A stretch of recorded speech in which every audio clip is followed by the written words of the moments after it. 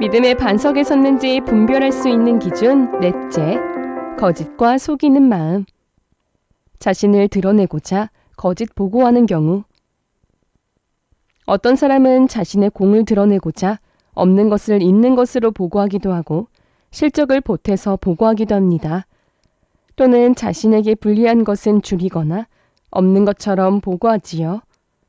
만약 아직도 이렇게 사람에게 보이기 위해 혹은 자신을 드러내고 공을 내세우기 위해 거짓으로 속이는 사람이 있다면 그는 영의 흐름을 거꾸로 타고 있는 것입니다. 잘못이 있으면 설령 꾸중을 듣더라도 솔직하게 고백하는 것이 진실이죠. 지금은 비록 열매가 없더라도 있는 그대로 보고하는 것이 진실입니다.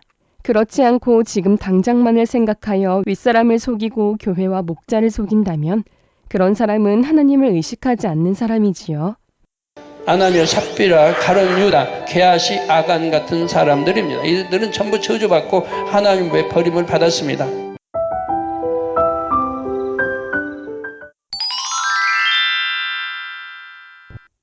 다 함께 기도하겠습니다. 사랑의 아버지 하나님 감사드립니다. 예쁜 꽃이 만발한 5월에 어린이 주일 예배를 사랑하는 당회장님을 모시고 구분된 삶이란 제목으로 은혜의 귀한 생명의 말씀을 들었습니다. 하나님을 믿지 않는 사람과 구분된 삶을 살아야 한다고 하셨습니다. 우리 만민의 어린이들은 착하고 선한 모습으로 하나님 말씀대로 사는 어린이들이 되게 하여 주세요. 오늘은 주일 공과 하나님 언약의 통로 요셉 말씀을 듣습니다. 친구들과 사이좋게 지내며 어려운 친구들을 도와주고 친구가 잘 되었을 때 시기 질투하지 않으며 함께 기뻐해주는 그러한 예쁜 마음들이 될 수 있게 도와주세요. 항상 온라인 주일 공과를 위해 수고하시는 선생님들께도 축복해 주세요. 이 모든 말씀 우리 주 예수 그리스도의 이름으로 기도드립니다. 아멘. 오늘 은혜 받으실 말씀은 창세기 37장 3절에서 5절입니다. 요셉은 노년에 얻은 아들이므로 이스라엘이 여러 아들보다 그를 깊이 사랑하여 위하여 채색옷을 지었더니 그 형들이 아비가 형제들보다 그를 사랑함을 보고 그를 미워하여 그에게 얼차가 걱정하였더라. 요셉이 꿈을 꾸고 자기 형들에게 고하매 그들이 그를 더욱 미워하였더라. 아멘. 하나님 언약의 통로 요셉 제1과 하나님께서 주신 꿈.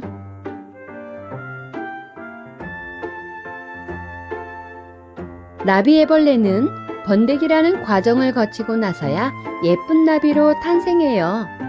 그런데 나비 번데기가 허물을 벗지 못해 힘겨워하는 모습이 안타깝다고 허물을 벗겨준다면 어떻게 될까요? 쉽게 빠져나온다 해도 힘이 약해 이내 죽고 맙니다.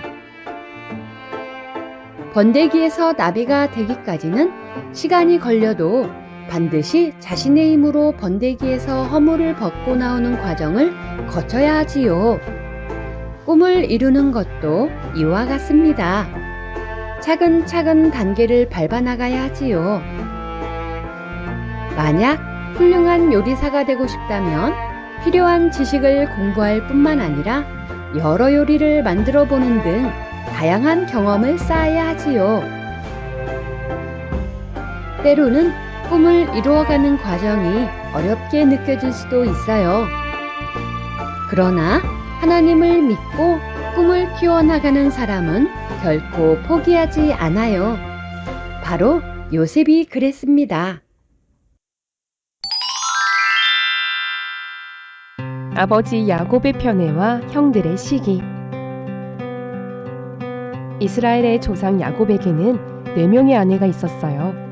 야곱은 4명의 아내를 통해 12명의 아들을 낳았지요. 그중 11번째 아들이 요셉입니다. 아버지 야곱은 늙음하게 얻은 요셉을 특별히 사랑했어요. 그래서 채색옷을 입히며 늘 곁에 두고 하느님 말씀을 가르쳤어요. 4명의 아내 중 가장 사랑했던 라헬이 낳은 아들인데다 어려서부터 순종도 잘하고 총명했기 때문입니다. 요셉의 형들은 아버지가 자기들보다 요셉을 더 사랑하는 것을 보고 시기질투했어요. 게다가 요셉마저 미움받을 행동을 합니다. 가끔 형들의 잘못을 아버지 야곱에게 알린 것입니다. 요셉이 나쁜 마음에서 고자질한 것은 아니에요. 아버지가 아셔야 형들의 잘못을 고쳐줄 수 있다고 생각했지요. 그러나 요셉이 형들의 입장을 생각했다면 어떻게 해야 형들이 곤란하지 않게 할 수 있을까 하며 선하고 지혜로운 방법을 찾으려 했겠지요. 하지만 요셉은 형들의 입장을 생각하기보다는 내 생각이 옳다, 라는 자기의가 앞섰어요. 하나님이 주신 꿈과 깊어지는 형들의 미움. 17세 소년이 된 요셉은 어느 날 특별한 꿈을 꾸었어요. 그는 우쭐한 마음에 형들에게 꿈자랑을 합니다. 꿈에 우리가 밭에서 곡식을 묻고 있는데 형들의 곡식단이 내 곡식단을 둘러서 있더니 저랬어요. 꿈 이야기를 들은 형들은 기분이 좋지 않았어요. 나중에 자신들이 요셉을 섬기게 된다는 내용이기 때문이에요. 기분이 상하니 자연히 말도 곱지 않았어요. 네가 참으로 우리 왕이 되겠느냐? 참으로 우리를 다스리게 되겠느냐? 하지요. 그런데 요셉은 또다시 비슷한 꿈을 꿉니다. 이번에는 해와 달과 11별이 자신에게 절하는 꿈이었어요. 누가 들어도 요셉이 앞으로 큰 사람이 되어 부모님과 형제들까지 그에게 머리를 숙인다는 의미가 담겨 있었지요. 요셉은 이번에도 형들에게 자랑하듯 꿈 이야기를 했어요. 형들이 들으면 마음이 어떨지 전혀 생각하지 못했지요. 아니나 다를까 요셉의 꿈 이야기를 들은 형들은 더욱 기분이 나빴어요. 가뜩이나 아버지의 편애로 감정이 쌓여 있었는데 이 일로 요셉을 더욱 미워합니다. 요셉의 꿈을 마음에 둔 야곱. 요셉은 형들이 기분 나빠하는데도 아버지 야곱에게 꿈 이야기를 했어요. 아버지가 자기 편이 되어주길 원했기 때문이에요. 이처럼 요셉에게는 자랑하고 싶은 마음, 남들이 자기를 알아주기 원하는 마음이 있었어요. 하지만 기대와 달리 아버지는 요셉을 꾸짖었어요. 그 꿈자랑으로 인해 요셉이 형들에게 더 미움을 받을까봐 걱정되어 일부러 꾸중한 것이지요. 그러면서도 아버지 야곱은 요셉의 꿈을 마음에 담아두었어요. 설령 꿈대로 아들인 요셉 앞에 무릎을 꿇는 일이 생긴다 해도 조금도 마음이 불편하지 않았지요. 요셉을 사랑하기 때문이에요. 사랑하면 상대가 잘 되는 것을 보고 시기 질투하지 않아요. 오히려 함께 기뻐합니다.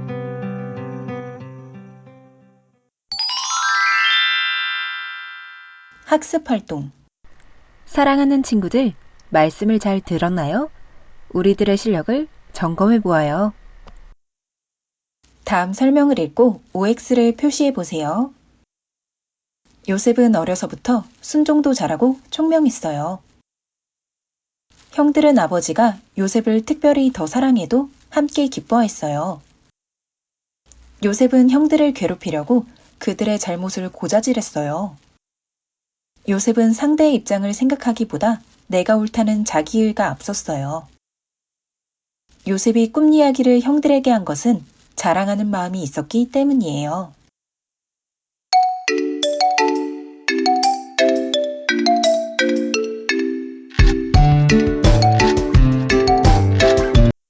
정답은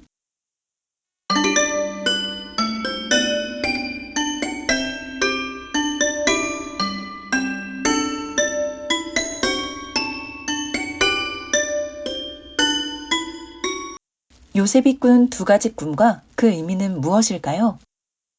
꿈의 내용은 무엇일까요?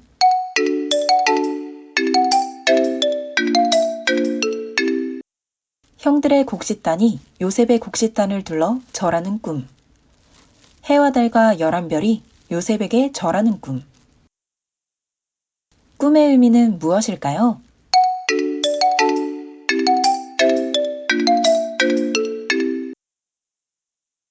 요셉이 앞으로 큰 사람이 되어 부모님과 형제들까지 그에게 머리를 숙여 섬기게 된다는 의미. 요셉은 하나님이 주신 꿈을 소중히 여겼어요. 여러분은 하나님 앞에 어떤 꿈을 가지고 있나요?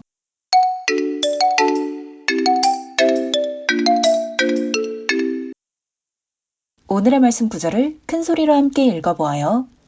창세기 37장 11절 말씀. 그 형들은 시기하되 그 아비는 그 말을 마음에 두었더라. 아멘. 창조의 신비. 달과 별들을 두어 밤을 비추게 하신 영적인 의미. 하나님께서는 천지를 창조하실 때 빛과 어둠을 나누시고 어둠을 밤이라 칭하셨어요. 그렇다면 어두운 밤 동안에는 빛이 전혀 없을까요? 그렇진 않아요. 태양빛을 반사하여 비춰주는 달이 있고 태양계 밖에도 많은 별들이 있어서 밤의 어둠을 밝혀주지요. 도시는 밤에도 빛이 있지만 가로등이 없는 오지에서는 그나마 달빛이 있고 별빛이 있어서 캄캄한 밤중에도 길을 찾아갈 수 있어요. 또 우리 인간을 위해서 특별히 눈에 띄게 만들어주신 것도 있지요. 북극성은 항상 그 위치에 있어서 정확하게 방향을 알려줘요. 나침반이 개발되기 전에는 이 북극성만 찾으면 바다에서도 사막에서도 방향을 잡을 수 있었어요. 나뿐만 아니라 어두운 밤에도 달과 별이 있어 빛을 비춰주듯이 하나님의 빛은 언제든지 어느 곳이든지 비추고 있어요. 별빛 하나 보이지 않는다면 그 마음이 몹시 두렵고 낙심이 될 거예요. 반면 한 줄기 희미한 별빛이라도 보인다면 큰 위안과 힘이 될 수 있지요. 이처럼 하나님의 사랑은 언제 어디서든 우리의 빛이 되시고 인도자가 되어주세요. 캄캄한 밤에 빛을 발하는 달과 별이 있는 것처럼 인생의 밤과 같이 어려운 순간이 온다 해도 빛이신 하나님이 계심을 기억하시길 바래요.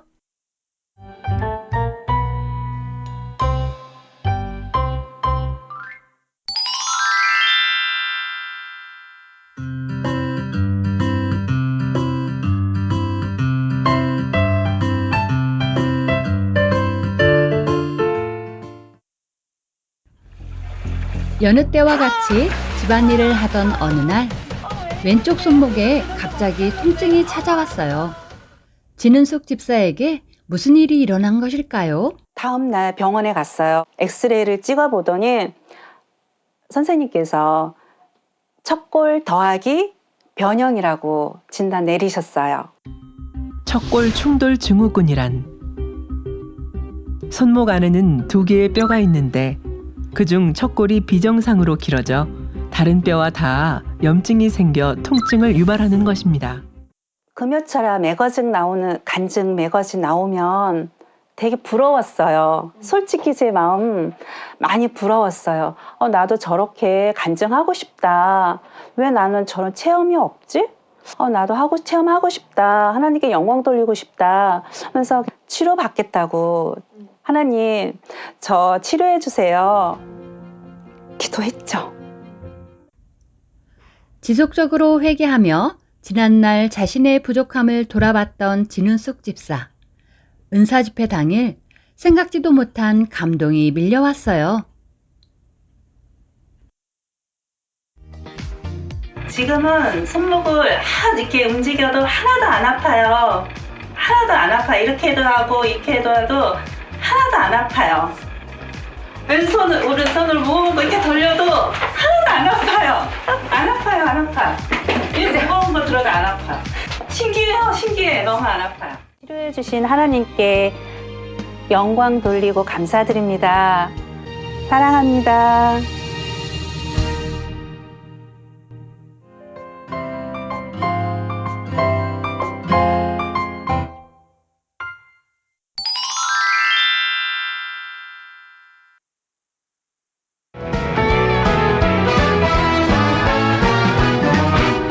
예수님이 우리에게 말씀하셨네.